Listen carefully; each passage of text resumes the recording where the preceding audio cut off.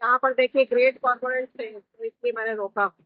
Great cormorants हैं और northern शोवेलर्स हैं बहुत सारे। एक्चुअली साइड से जब आप रोड साइड से फिल्म करते हैं ना, तो ये झाड़ियां हैं बीच में बहुत सारी,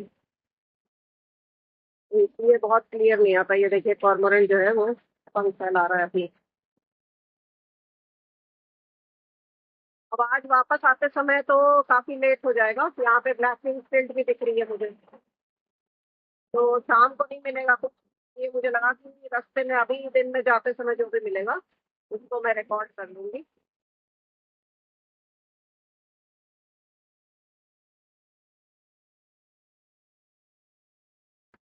ये बिल्कुल सांपला के पास वाले वेटलैंड्स हैं यहाँ पर। ये देखिए नॉर्दर्न शोवेलर्स कॉर्मोरेंट्स हैं। ये जो सफेद चमकती हुई दूर से दिख जाते हैं ना, ये नॉर्दर्न शोवेलर्स के जो मेल होते हैं ना, उनकी चेस्ट दिख रही होती है। इधर भी देखिए, ये जो सफेद जितने चमकते हुए दिख रहे हैं ना, या तो नॉर्दर्न शोवेलर्स के मेल हैं या फिर नॉर्दर्न पिनटेल हैं। जब आप इनको जूम करके देखेंगे तो शोवेलर की बीक का शेप ही अलग होता है।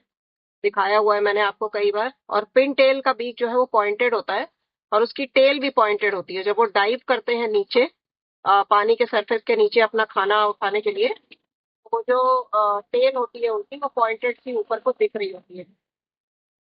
ये देखिए दोस्तों, ग्रेट कॉर्मोरेंट पेड़ पर बैठा हुआ है, बिल्कुल क्लियर दिखाई दे रहा है। इसलिए मैंने रोका यहाँ पर फिर से। ये वही वाली जगह है जहाँ पर बहुत सारी वाटर हाइसिंथ है, जलकुंभी। और इधर मैं काफी समय बाद आ रही हूँ। ये देखिए नीचे का आपको ये दिख रहा है। यहाँ पर अभी वही नॉर्मल वाली बर्ड्स हैं, हेरन्स वगैरह, कॉर्मोरेंट्स और स्वैम्प हेन, ये सब हैं। माइग्रेटरी वाली तो पीछे ही थी, जो मैंने अभी आपको दिखाया वही थी। आज लौटते समय तो नहीं मिलेगा, लेकिन हाँ कल मैं फिर जाऊंगी मोस्ट लाइकली, अगर मौसम अच्छा रहा तो। फिर से जाना है तो कल रिकॉर्डिंग करूंगी अच्छे से।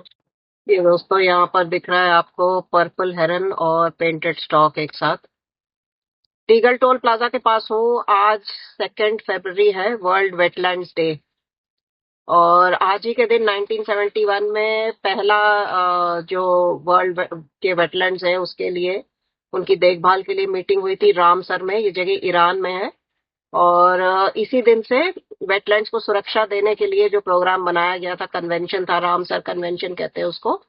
उसके तहत जो है पूरी दुनिया भर के जितने देशों ने पार्टिसिपेट किया था अपने अपने देश में, वेटलैंड्स की सुरक्षा के लिए, वो हर साल इस तारीख को कुछ वेटलैंड्स को रामसर साइट घोषित करते हैं। तो पिछले साल तक इंडिया में 85 रामसर साइट थे। अब आज जो है 4 रामसर साइट और ऐड हो गए हैं, 4 वेटलैंड्स और ऐड हो गए हैं रामसर साइट्स की लिस्ट में। तो अब हमारे देश में टोटल 89, मतलब 89 वेटलैंड्स हैं जो रामसर साइट घोषित कर दिए गए हैं और उनको प्रोटेक्शन प्राप्त है। अभी थोड़ी दूर पे एक ग्रे हेरन भी बैठा हुआ था, लेकिन ये पर्पल हेरन ऑलरेडी जिटरी हो चुका है। गाड़ी जैसे ही रुकी ना, तो ये थोड़ा घबरा सा गया, लेकिन अभी तक उड़ा नहीं है। जैसे ही उतरूंगी वैसे ही उड़ जाएगा। अभी यहाँ पॉन्ड हेरन भी आके बैठ गया। तो कल 1 फरवरी थी, आपको पता ही है कि बुक फेयर स्टार्ट हुआ कल से। कल गई थी मैं, लेकिन इतना ज्यादा थक गई। भारत मंडपम तो अब और भी बड़ा हो गया है, प्रगति मैदान से भी ज्यादा बड़ा। और चल चल के हालत खराब हो गई। तो आज जाने का प्लान था और एक फ्रेंड भी मेरी आने वाली थी, लेकिन मैं भी थकी हुई थी ज्यादा, और उसने भी बोला कि वो नहीं आ पाएगी। ये ग्रे हेरन भी इधर ही आ गया। लगता है उसने मेरी बात सुन ली और वो भी यहीं इसी फ्रेम में आ गया। तो ग्रे हेरन तो जो है वो कैमरा फ्रेंडली है, फोटो खिंचवाने के लिए ही आया है, ये देखिए। लेकिन पर्पल हेरन जो है वो थोड़ा शर्मीला है, वो पीछे छुप रहा है। तो आज फिर सुबह मैंने भारत मंडपम जाने का प्लान कैंसिल कर दिया, और फिर ब्रेकफास्ट वगैरह करके थोड़ा आराम करके और फिर मैं इधर आ गई। ये देखिए, अब ये पर्पल हेरन इधर आया है, इस साइड आ गया। जैसे ग्रे हेरन वहां पे पहुंचा ना, तो पर्पल हेरन साइड में इस तरफ आ गया थोड़ा सा उड़ के। तो ये बड़ा इंटरेस्टिंग है। 3-4 बार से मैं देख रही हूँ कि ये 3-4 बर्ड्स एक साथ होती हैं। देखिए कुछ खा भी रहा है यहाँ से, ये देखिए। तो अच्छा ही रहा कि आज मैं नहीं गई भारत मंडपम, और यहाँ पे आ गई, क्योंकि ये शूट तो करना ही है। अभी आज 2 फरवरी, आज से मेरे कच्छ के वीडियोस भी आने शुरू हो गए हैं। और ये देखिए पर्पल हेरन जो है अपने पंख साफ कर रहा है। हालांकि ये वीडियो आपको जब तक मिलेगा तब तक कच्छ वाली सीरीज खत्म हो चुकी होगी, लेकिन फिर भी मुझे उम्मीद है कि वो सीरीज आपको पसंद आए और आप उन वीडियोस को बार बार देखें प्लीज। मेरी रिक्वेस्ट है आप लोगों से, आप अपने कमेंट्स जरूर शेयर करें कि आपको वीडियोस कैसे लगे। यहाँ पर ड्रोंगो भी बैठा हुआ है, ब्लैक ड्रोंगो, ऊपर से ही बालकनी से तमाशा देख रहा है जो नीचे हो रहा है। अब आप देखिए, जो पिछली बार हंटिंग टेक्निक्स में भी मैंने बताया था, डिस्कस भी किया था क्या क्या अलग अलग हंटिंग टेक्निक्स होती हैं। पर्पल हेरन तो इधर ऊपर को चला गया। दोनों का कंपैरिजन भी आप देखिए, ग्रे हेरन की नेक भी लंबी है लेकिन पर्पल हेरन की नेक ज्यादा लंबी, स्लेंडर और ग्रेसफुल है। और यहाँ पर ग्रे हेरन और पेंटेड स्टॉक ये अभी भी बैठे हैं। अभी पेंटेड स्टॉक को कुछ खुजली हो रही है लगता है। और देखिए फिर से वही प्रोबिंग करके नीचे से खाना निकालता है। और हेरन जितने होते हैं वो सब एम्बुश हंटर होते हैं।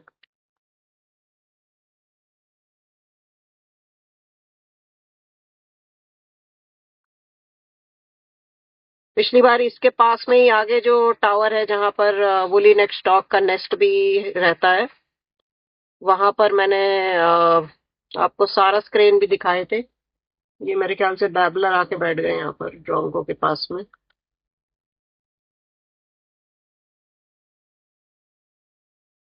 ओ ये भी वो है, लार्ज ग्रे बैबलर है। ये जंगल बैबलर नहीं है, लार्ज ग्रे बैबलर है। ये देखिए एक यहाँ बैठा हुआ है और इसी पेड़ में ऊपर है दूसरा, ये आ गया। कहाँ गया? उस पर्च से उड़ गया वो। ये ड्रोंगो अभी भी बैठा है। ये लार्ज ग्रे बैबलर थे, तीन थे। उसी पेड़ पे आ गए थे जिसपे ड्रोंगो बैठा हुआ है। वो दूसरे पेड़ पे चले गए, सामने वाले पेड़ पे।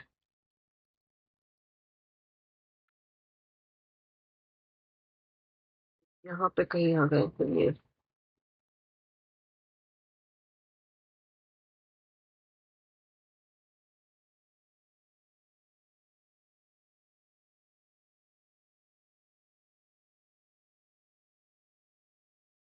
इनकी कॉल भी अलग होती है। लार्ज ग्रे बैबलर की कॉल और जो कॉमन बैबलर है जिनको सेवन सिस्टर बोला जाता है कॉमनली, इन दोनों की कॉल भी अलग अलग होती है।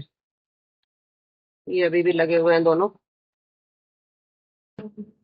अब देखिए पेंटेड स्टॉक कैसे पानी में चल रहा है। इस फिनोमिना को वेटिंग कहते हैं। जो उथला पानी होता है, जहां पर ज्यादा पानी नहीं है, वहां पर वेट किया जा सकता है। मतलब अपने पैरों से जब आप पानी के अंदर चलते हो उसको वेडिंग कहते हैं। इवन जो बरसात में पानी इकट्ठा हो जाता है, मान लीजिए आपकी गली जहां पर भी आप रहते हैं वहां पर पानी इकट्ठा हो जाता है, उस पानी में से चल के आपको जाना पड़ता है, तो उसको भी वेडिंग कहते हैं। वे देखिए पैर से खोद भी रहा है अपने पंजों से। ये देखिए पिछ इस इन पंजों से ही खोदता है और कुछ खाने की कोशिश करता है। तो इसीलिए इनको वेडर कहते हैं।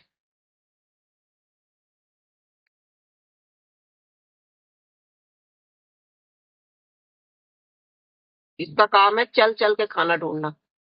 और इसको आप देखिए कॉन्ट्रास्ट बिल्कुल, ये तब से एक ही जगह पर एक ही पोजीशन में बैठा है, इंतजार कर रहा है कि वहां पर कोई आएगा तो इसको पकड़ेगा। तो ये एम्बुश हंटर है। हालांकि वेट ये लोग भी करते हैं लेकिन इनका टेक्निक वो नहीं होता है। ये बार रेटेड कीज देखिए आज टोल प्लाजा के इस तरफ है, लेकिन बहुत थोड़े से हैं, पांच सात ही हैं। ये देखिए, लेकिन है बार रेटेड कीज।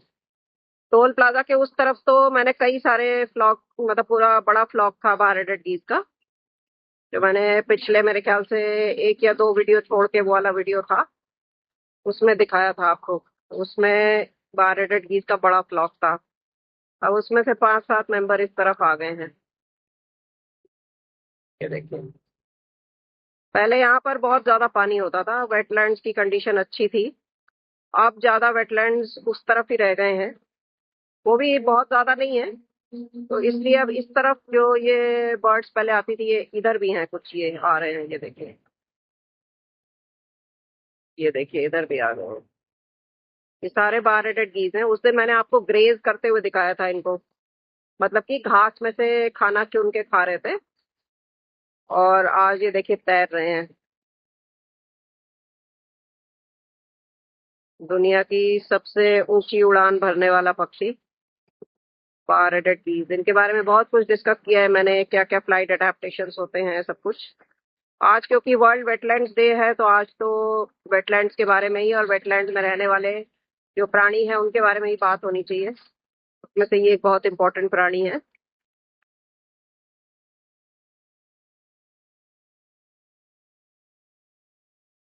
अब इधर वाले मेरे ख्याल से किनारे पे आ गए। हाँ देखिए, ये पानी में थे पहले ना, अब ये देखिए किनारे पे आ गए और यहाँ पे इन्होंने दोबारा ग्रेज करना शुरू कर दिया। ये देखिए, ये देखिए, ये इसी को ग्रेजिंग कहते हैं। घास में से तो छोटे छोटे शूट्स होते हैं सॉफ्ट वाले, वो उठा के खाते हैं। ये कीड़े मकोड़े भी खा लेते हैं, ऐसा नहीं है कि सिर्फ घास ही खाते हैं। ये ग्रेज कर रहे हैं पारेटेड की। इधर वाले अभी भी तैर रहे हैं। तो जैसे कि मैंने अभी आपको बताया कि 1971 में 2 फरवरी को रामसर कन्वेंशन हुआ था, रामसर ईरान में। और उसके बाद से ये हर साल जितनी भी कंट्रीज हैं जहाँ पर जिन्होंने पार्ट लिया था उस कन्वेंशन में, जिसमें से कि भारत भी एक है, वो अपने देश के वेटलैंड्स को रामसर साइट घोषित करती हैं और उनको प्रोटेक्शन देती हैं। तो हमारे देश में अभी देखिए 89 रामसर साइट हो गए हैं। काबिले तारीफ काम है भारत सरकार का इस मामले में, लेकिन अभी और भी बहुत सारी साइट्स हैं और भी बहुत सारी जगह हैं जहाँ पर वेटलैंड्स को प्रोटेक्शन की जरूरत है। धीरे धीरे वो खत्म होते जा रहे हैं। तो उम्मीद है कि अगले साल अभी तो जो ज्यादातर साइट्स आ रहे हैं नए वाले वो साउथ की तरफ ऐड हो रहे हैं। तो अगले 1-2 साल में उम्मीद है कि नॉर्थ इंडिया में भी कुछ गवर्नमेंट का ध्यान आएगा कि दूसरे रीजन्स भी हैं। जैसे हरियाणा में अभी तक सिर्फ 2 ही हैं, एक मेरे ख्याल से पिंडावास है और दूसरा है सुल्तानपुर। इसके अलावा कोई रामसर साइट नहीं है। तो दूसरे भी वेटलैंड है, हरियाणा में भी है, उत्तर प्रदेश में भी है। तो उनको भी अगर वेटलैंड का दर्जा दे के रामसर साइट का दर्जा दे दिया जाए तो प्रोटेक्टेड रहेंगे। एक ब्लैक हेडेड आइबिस भी अभी उड़ के गया। तो उम्मीद है कि जो लोग ये वीडियो देखते हैं इसको शेयर करेंगे, किसी न किसी तरह से ये भारत सरकार तक भी पहुंचेगी और रामसर साइट्स के फर्दर एक्सपेंशन के लिए कुछ और काम भी होगा। दोस्तों, मैं गाड़ी स्टार्ट करके निकल ही रही थी, अचानक से मेरी गाड़ी के सामने आ गई है। ये लाख है मेरे ख्याल से, लेकिन ये कौन सी है, लाख्स के आइडेंटिफिकेशन में मैं बहुत कमजोर हूँ। शॉर्ट टोड लाख आती है और तरह तरह की आती हैं। अब ये कौन सी है, इसकी स्टिल फोटोज ही मैंने ले ली हैं, चेक करके देखूंगी। लेकिन किसी न किसी तरह की लाख ही लग रही है। ये कहाँ चली गई?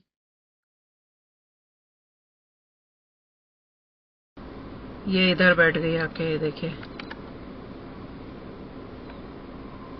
लार्क्स और स्पैरोज आपस में रिलेटेड होते हैं। ये देखिए, बड़ा क्लियर आ रहा है शॉट। लेकिन ये एग्जैक्टली कौन सी है, शायद शॉर्ट टोड लार्क है। अच्छा, इस एरिया में पहले मैंने इसको कभी नहीं देखा, तो ये लगता है नए आए हैं यहाँ पर। बिल्कुल डिफरेंट है। देखिए, स्पैरो से तो बड़ी साइज की है, इसका साइज करीब करीब उतना ही है जितना मैना का या बुलबुल का होता है। यहाँ पे कुछ खा रही है, ये देखिए। लेकिन डेफिनेटली ये लाख ही है। पहले मैंने हॉर्न लाख देखी हुई है लद्दाख में। इसके सर पे जो ये कलगी सी निकली हुई है ना, इसी से मैंने पहचाना कि लाख ही होगी है, क्योंकि ये कैरेक्टरिस्टिक फीचर होता है इनका। तो लाख्स में अभी तक मैंने जिसको अच्छे से मतलब रिकग्नाइज किया है वो हॉर्न लाख ही है, जो मैंने लद्दाख में देखा था। इसके साथ में लद्दाख वाला वीडियो भी मैं लगा दूंगी। लेकिन इसको तो मैंने यहाँ पहली बार देखा है। साइड में चली गई, ये रही।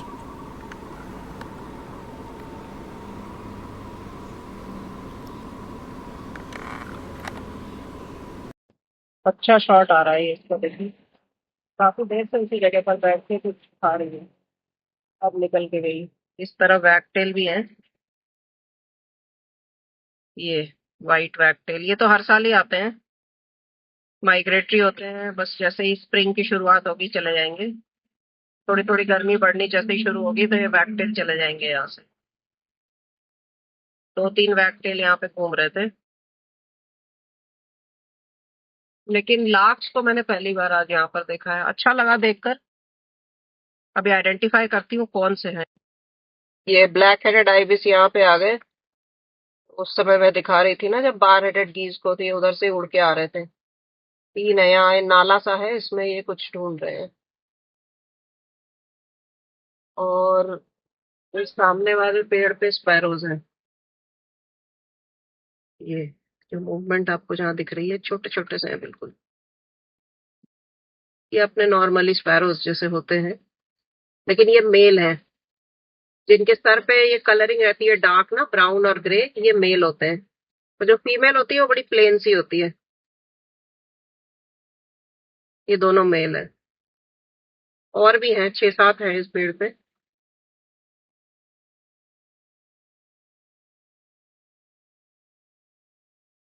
ये देखिए स्पैरो, हाउस स्पैरो है ये हमारी।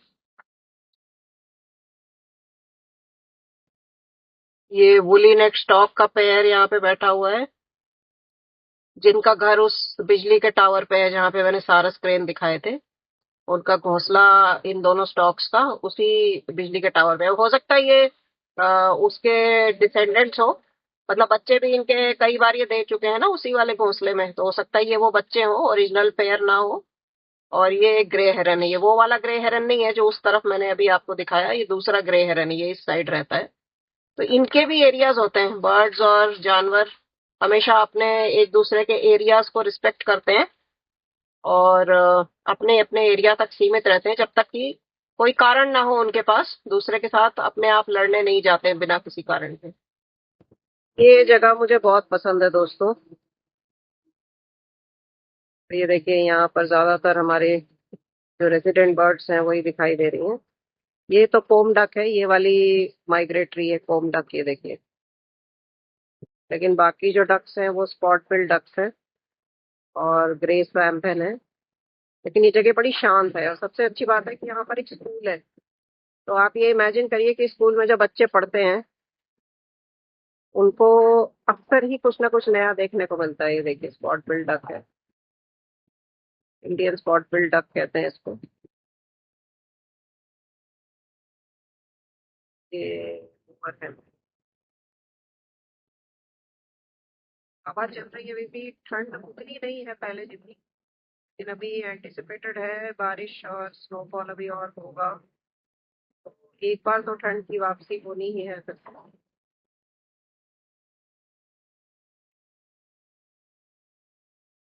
ये देखिए यहाँ पर कॉमन मोर है जा रही है, ऐसी ही जगह पर ही अपने घोंसले भी बनाती है। और यहाँ पानी में भी एक तैर रही है। ये कॉमन मोर है, इसको जल मुर्गी कहते हैं। और इधर स्टिल्ट है, ब्लैक विंग स्टिल्ट। ये भी अपने इंडियन स्पॉट बिल डक्स ही हैं जो जा रहे हैं। कोमडा कभी देखा मैंने यहाँ पर, वो माइग्रेटरी है। तो